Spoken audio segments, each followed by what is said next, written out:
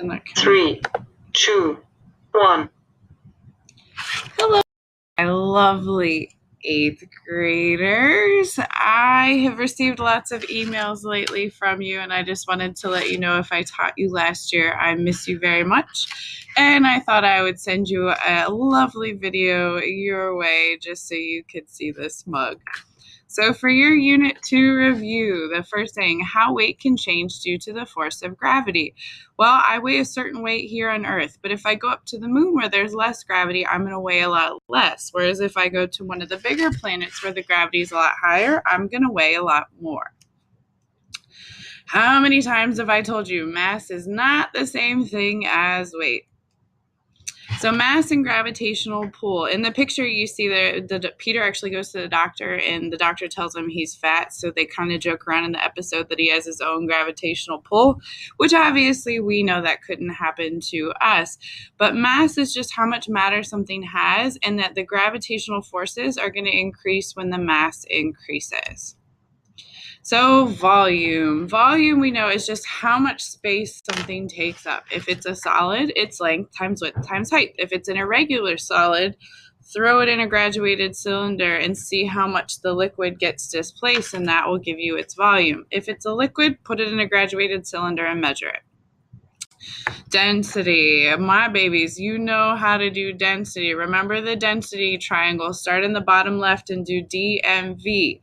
Whatever you're trying to find. If you're trying to find the M, you put your finger above the M, and that means you multiply D and V. If you're trying to find the density, put your finger over the D, and that means you do mass divided by volume. If you try to find V, put your finger over the V, and it's mass divided by density.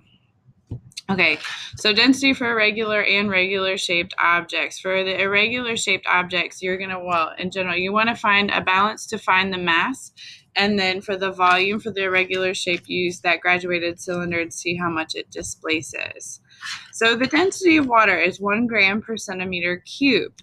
So if you want to know if something is more dense or less dense than water, it's either going to be a higher number than that if it's more dense, a lower number than that if it's less dense.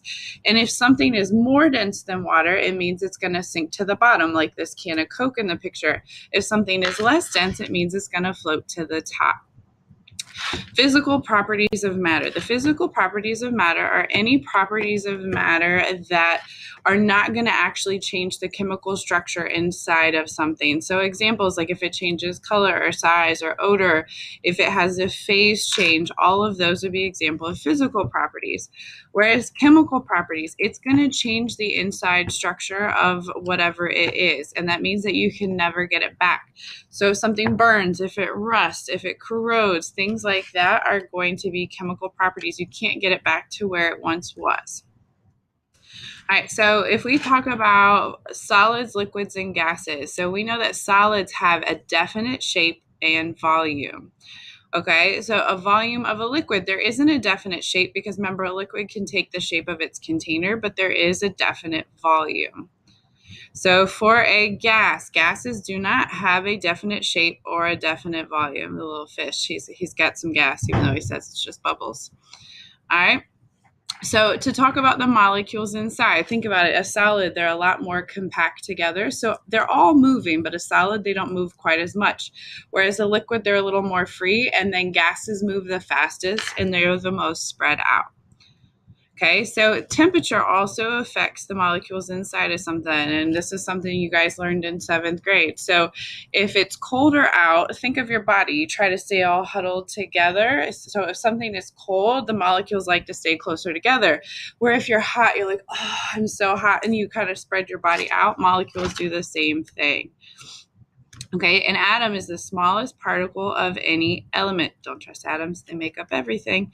All right, so the atomic theory is just that matter is made up of atoms, and the atomic theory has changed over time. That started with matter is made of atoms, and then matter is made of 4 elements, and then atoms of an element are alike, and atoms of different elements are different. And then they discovered, oh, there are these things with this negative charge, electrons. And then, oh, there's a positively charged nucleus.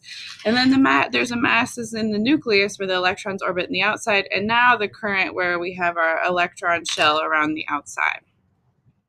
Okay, if we talk about the charge of the subatomic particles, I think proton, positive, P, they both start with P's, right? They're in the center. Neutrons, think neutral. They have zero charge. They don't really matter. And then electrons, they're going around the outside and they have a negative charge. So the protons and electrons can balance out depending. All right, so another way to think about it is we have protons. I'm positive, electrons, I'm negative, neutrons, I don't give a. All right, what info is included in the periodic table? We have the symbol of the element, the atomic number, the atomic mass. You can learn about the valence electrons. You can learn about what group they're in, things like that. Properties of metals. Well, obviously metals are shiny. They're malleable or ductile, meaning that you can bend them quite easily. They're reactive with certain things. They have a high boiling point, a high melting point, and they're mostly solids. Okay, where are the metals? If you notice on the picture, most of the periodic table is actually made up of metals. Then nonmetals. Okay, nonmetals are the exact opposite, obviously, of metals. They're dull, they are brittle, they don't react with some of the same things. They can't conduct electricity, they have low boiling point, low melting point. They're usually found as a gas. And we have the nonmetals are the lighter green color off to the right, like our noble gases would be an example of nonmetals. And then metalloids, they're like the in-betweeners. They have some properties of metals, they have some properties of nonmetals. They're usually shiny, and they are like these little tiny pink steps here in the periodic table. I hope you guys remember. If you can't think of anything nice to say, you're not thinking hard enough. And I miss you guys and the people I didn't teach. Enjoy your 8th grade year. Bye.